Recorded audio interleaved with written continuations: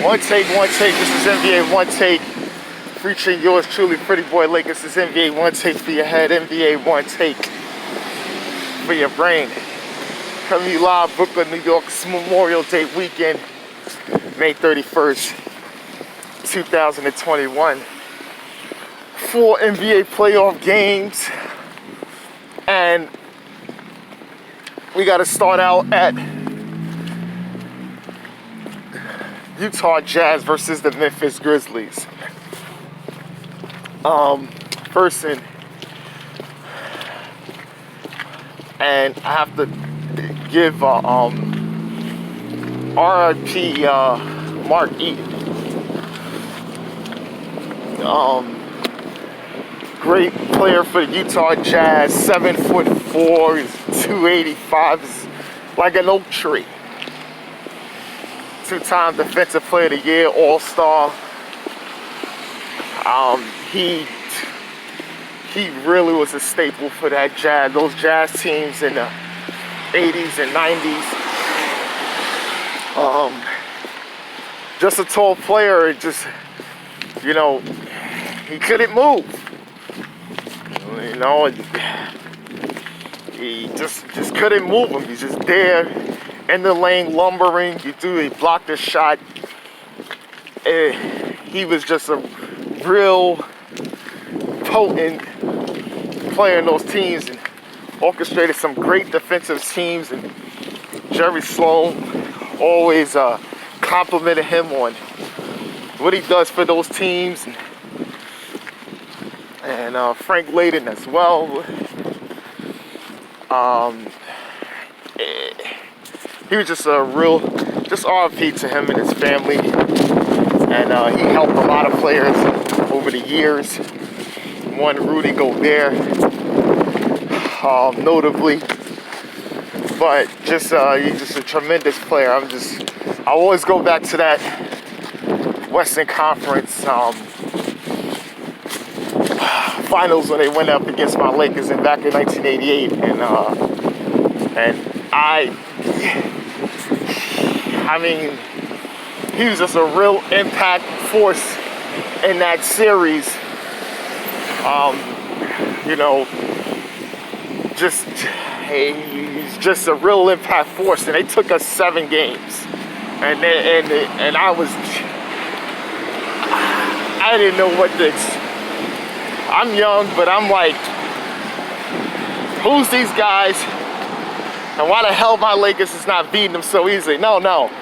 These guys are for real. And Mark Eaton was like a real catalyst with those teams. Especially that team. That 88 Jazz team, you gotta look it up. They was, whoo, my God. That's when you knew they was coming. But going back to the Memphis Grizzlies and Utah Jazz, Game 3. Donovan Mitchell. He had 29 points. He was playing well. Look a little gimpy out there. He did. And Mike Conley, again, with a good offensive night. Going back to Memphis, first time in the playoffs, team. Franchise, he one of those cornerstone guys, one of the most beloved Memphis Grizzlies of all time, next to Zebo. And Rudy Gobert had 15 and 18 rebounds and some blocking shots. He played well, and they get the win. You know, Ja Morant had 28. You know, and Dylan Brooks at 27, playing some real good defense on Donovan Mitchell and really embracing that challenge. And Grayson Allen was a good spark off the bench with 17.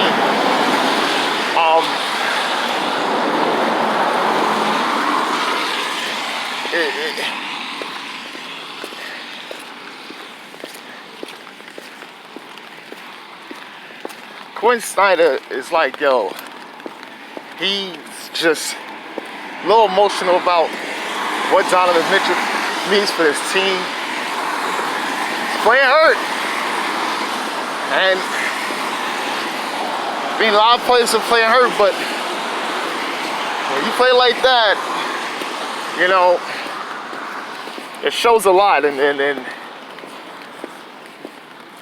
to get them in this game, because Memphis was drawing back, and they was able to hold them off. So that's a big win. Utah going up 2-1 in this series. You know, after dropping that first game. The next game is the Philadelphia 76ers versus Washington Wizards. Philly demolished them. It was just a demolition guy.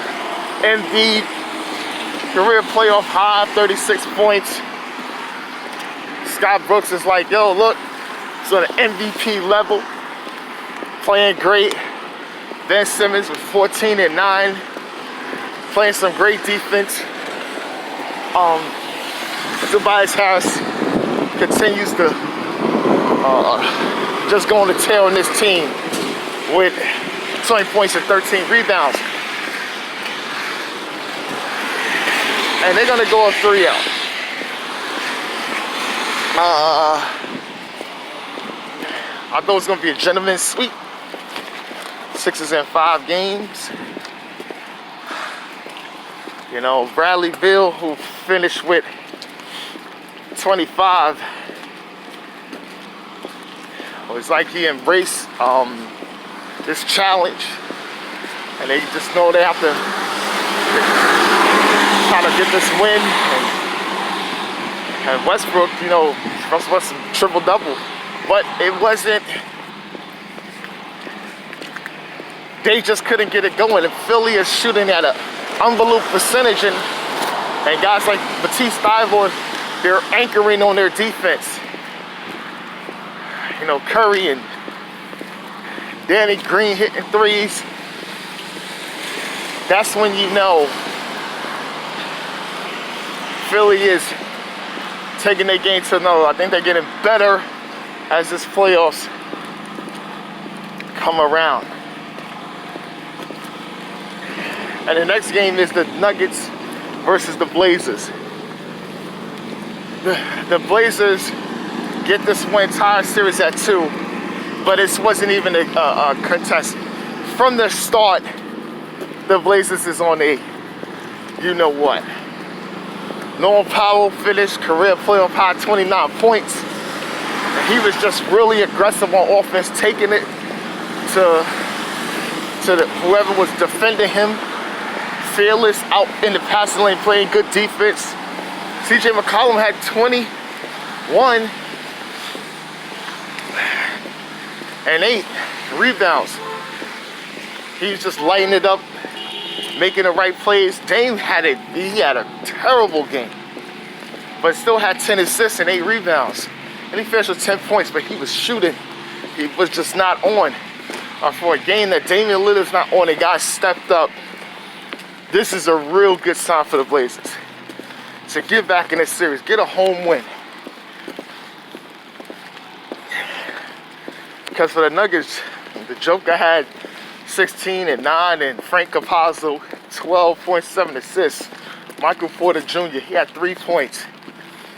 Just a horrible, horrible performance on Michael Porter Jr. That's just unacceptable. You know, Mike Malone said guys were scared. He said they were scared.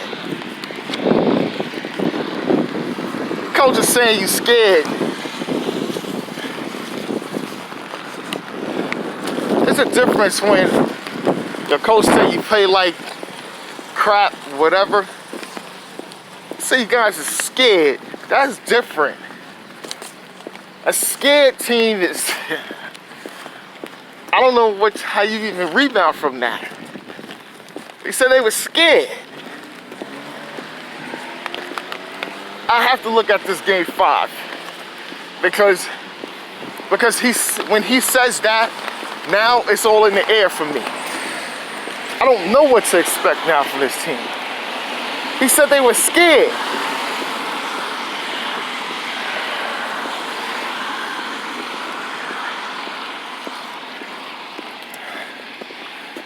I just don't know. And the last game was the Milwaukee Bucks versus Miami Heat. Game 4. The Bucks ended the Miami Heat season. Swat. Giannis Antetokounmpo had 20, 15 to 12, playing the role as facilitator, getting guys open. DiVincenzo was out for the playoffs, but guys like Pat Connaughton comes in the starting lineup, and already this is showing that they got a lot of depth. Chris Middleton had 20 and 11. Brook Lopez was cutting, scoring in the paint against Bam, against whoever they had on him, taking advantage. And Bryn Forbes is still lighting it up. Hot. Had 22 points. For the Miami side, Bam Adebayo 20 and 14. And Jimmy Butler had 12, 10, and 10 triple-double, but those are hollow numbers.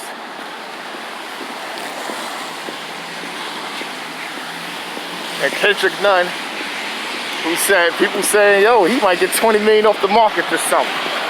They played this last game with the Heat, and he finished at 18.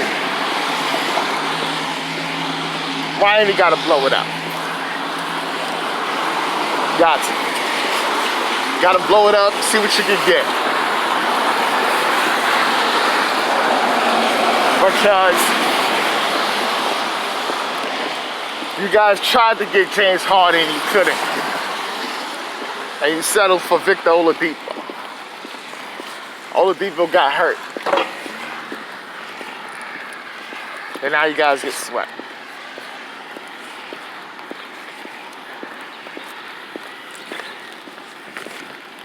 Guys want Duncan Robinson and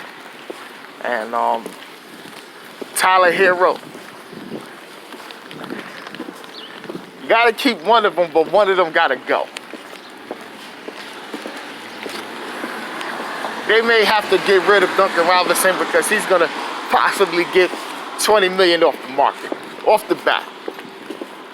And teams will play for that type shooting, that Joe Harris type player. They need that. So they're gonna have to do that. They could hold on Hero a lot longer. He may be less than what the market is saying for Duncan Robinson. But they gotta make a decision. And you may have to actually package Goran Dragic as well and some other things, because they may have to go out there and get themselves a scoring guard at point.